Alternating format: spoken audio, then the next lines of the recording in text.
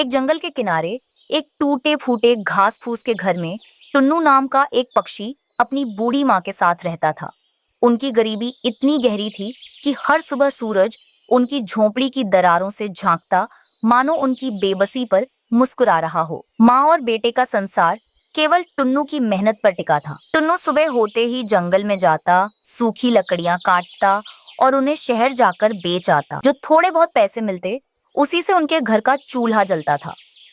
टुन्नू एक मेहनती और नेक दिल बेटा था, पर उसकी माँ हमेशा एक ही सपना देखती थी, अमीरी का सपना। हे भगवान, कब तक हम ये घास का घर देखेंगे? टुन्नू बेटा, तुझे किसी अमीर घर की बहू लानी चाहिए। गरीबी का ये दलदल अब और सहा नहीं जाता। माँ, तुम हमेशा यही क्यों कहती हो? क्या खुशियाँ दौलत की मोहताज होती हैं? मैं दिन रात मेहनत कर रहा हूँ।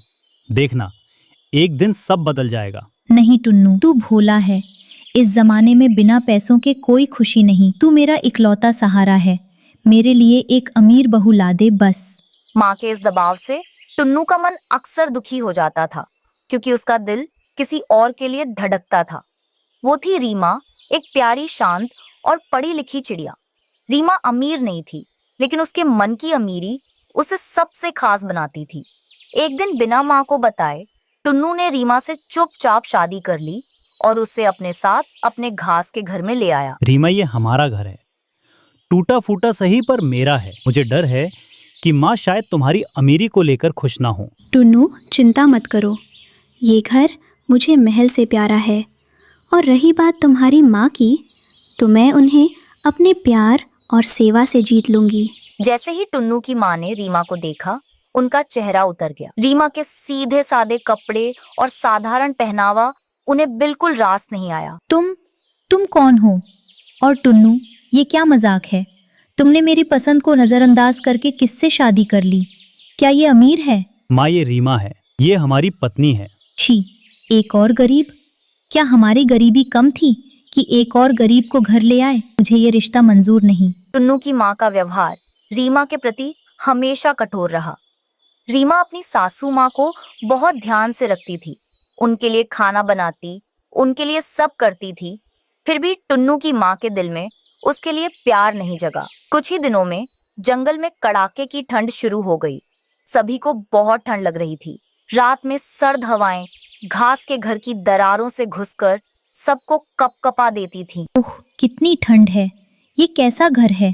ये तो बस नाम का घर है। माँ, मैं कल शहर जाकर काम की तलाश करता हूँ, शायद कुछ पैसे मिल जाएं। टुन्नू, आप चिंता ना करें, मैं इस घर को ठीक करूंगी। अगले ही दिन रीमा ने ठंड की परवाह किए बिना अपने छोटे पंख से घर की मरम्मत का काम शुरू कर दिया। वो जंगल से मजबूत टहनियां लाई, दलदल से चिकनी मिट्टी लाई और टूटे फूटे घास के घर को दरारें भरकर एक मजबूत और हवारोधी घर बना दिया। टुन्नू की माँ को खुशी तो हुई, लेकिन उनके मन का अहंकार अब भी उन्हें रीमा से प्यार से बात करने नहीं दे रहा था। अरे वाह, इस लड़की में कितना दम है। ये तो बड़ी मेहनती निकली।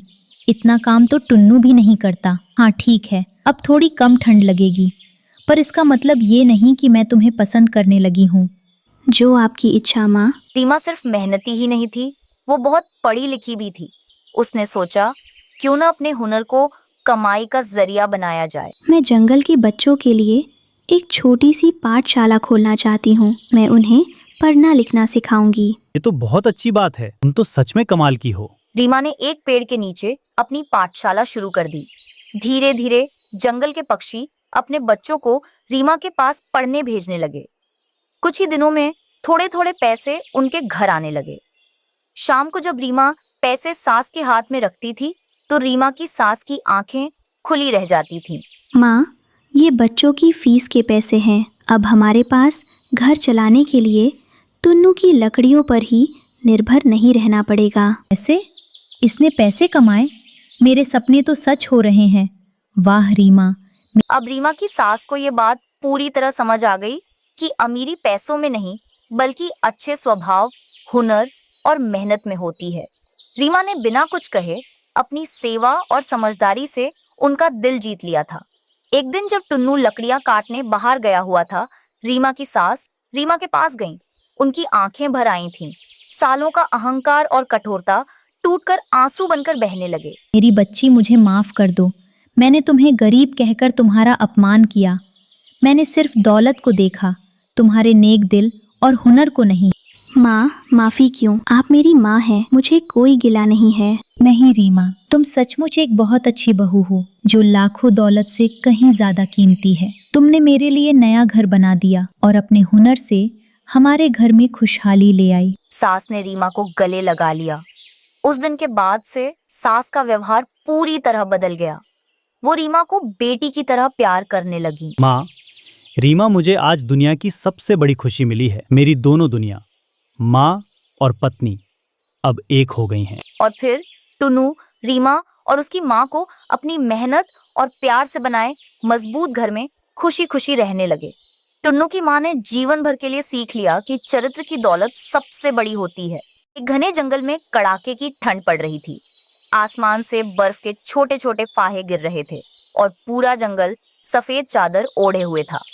इसी जंगल में दयालु रीमा चिड़िया अपने प्यारे बेटे कुकू के साथ रहती थी। उसने ठंड के मौसम के लिए अपने छोटे से घर में ढेर सारा अनाज जमा कर रखा था। वो जानती थी कि सर्दी में भोजन ढूंढना कितना मुश्किल हो जाता है। एक सर्द सुबह जब रीमा अपने घर के अंदर थी तो दरवाजे पर दस्तक हुई। रीमा बहन, क्या मैं अंदर आ सकता हूँ? कालू भैया, जरूर आइए। इतनी ठंड में बाहर क्यों खड़े हैं? क्या बताऊँ रीमा, जंगल में खाने को कुछ नहीं मिल रहा, सब बर्फ से ढका है। मेरे बच्चे कल से भूखे हैं। ओहो, ये तो बहुत बुरा हुआ। आप चिंता मत कीजिए, ये लीजिए। रीमा अपने भंडार से सबसे अच्छा अनाज निकालकर कालू को दिया। कालू भैया, ये अभी के लिए काफी होगा, आप अपने बच्चों को खिलाइए। धन्यवाद रीमा बहन, तुम सच में बहुत अच्छी हो। मैं ये एहसान कभी नहीं भूलूंगा। कालू कौवा भोजन लेकर तुरंत उड़ गया, लेकिन जाते जाते उसने रीमा के भरे हुए भंडार को लालच भरी नजरों से देखा। माँ, हमारे पास कितना सारा खाना है, क्या हम भूखे पक्षियों को और मदद करेंगे? मेरे प्यारे बेटे, तुमने बिल्कुल सही कहा। हमारे पास जब ज्यादा है तो हमें जरूरतमंदों की मदद करनी चाहिए। यही तो सही जीवन है। रीमा ने फिर जंगल में रहने वाले असहाय पक्षी और अन्य छोटे पक्षियों को बुलाया और उनके बीच भोजन बांटा। सभी पक्षियों ने रीमा को धन्यवाद दिया। अगले दिन रीमा हमेशा की तरह कुछ नए फलों की तलाश में जंगल में निकली। वो एक सुनसान रास्ते में थी कि अचानक उसके सामने एक परी प्रकट हुई। रीमा, मैं तुम्हें तुम्हारी निस्वार्थ दयालुता के लिए तोहफा देने आई हूँ। परी जी, आप कौन हैं? मैं परियों की रानी हूँ। मैंने देखा है कि तुम कैसे अपनी जरूरत से ज्यादा होने पर भी अपना भोजन दूसरों के साथ बांटती हो। तुमने कालू जैसे लालची पक्षी की भी मदद की। तुम्हारी यही अच्छाई तुम्हें खास बनाती है। परी ने छड़ी घुमाया और चिड़िया के सामने एक चमकदार लाल टोपी प्रकट किया जिस पर छोटे छोटे तारे लगे हुए थे। ये लो, ये एक जादुई टोपी है। जब भी तुम इसे पहनकर भोजन की तलाश में निकलोगी, ये टोपी तुम्हें तुरंत बता देगी कि जंगल में सबसे ज्यादा भोजन कहाँ छिपा है। तुम्हें भटकना नहीं पड़ेगा। धन्यवाद परी जी। मैं इसका उपयोग केवल अपनी और कुकू की भूख मिटाने के लिए नहीं, बल्कि जंगल के सभी भूखे पक्षियों की मदद करने के लिए करूंगी। मुझे तुमसे यही उम्मीद थी प्यारी रीमा। हमेशा दयालु रहना। परी गायब हो गई और रीमा खुशी खुशी जादुई टोपी लेकर घर लौट आई। घर पहुंचकर रीमा अपनी सबसे अच्छी दोस्त लूसी कबूतरी को अपनी जादुई टोपी के बारे में बताने लगी। लूसी देखो, ये टोपी परी ने दी है। वाह रीमा, तुम सच में बहुत भाग्यशाली हो। तभी पेड़ की एक मोटी डाल के पीछे कालू कौवा छिपकर उनकी सारी बातें सुन रहा था। क्या जादुई टोपी? अगर वो टोपी मेरे पास आ जाए तो मुझे कभी खाने की कमी नहीं होगी। मुझे बस उसे चुराना होगा। उसका लालच अब ईर्ष्या में बदल चुका था। कालू ने रीमा के घर पर नजर रखना शुरू कर दिया। उसने टोपी चुराने के कई छोटे मोटे प्रयास किए। एक रात कालू ने टोपी चुराने की एक बड़ी योजना बनाई। आज रात जब ये चिड़िया और उसका बच्चा सो रहे होंगे, मैं चुपके से अंदर जाऊंगा और टोपी चुरा लूंगा। कालू धीरे से रीमा के घोंसले के खिड़की के पास पहुंचा।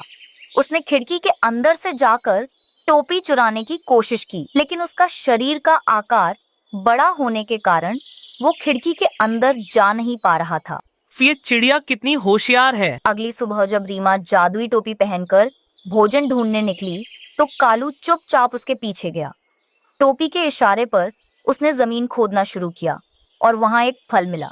रीमा ने टोपी उतारकर एक तरफ रख दी। कालू ने सोचा यही सही मौका है, वो चुपके से रीमा के पास जाने लगा। पैरों की आवाज सुनकर रीमा तुरंत टोपी लेकर वहां से भाग गई। अब कालू ने सीधे झूठ बोलने का फैसला किया। वो उदास चेहरा बनाकर रीमा के पास आया।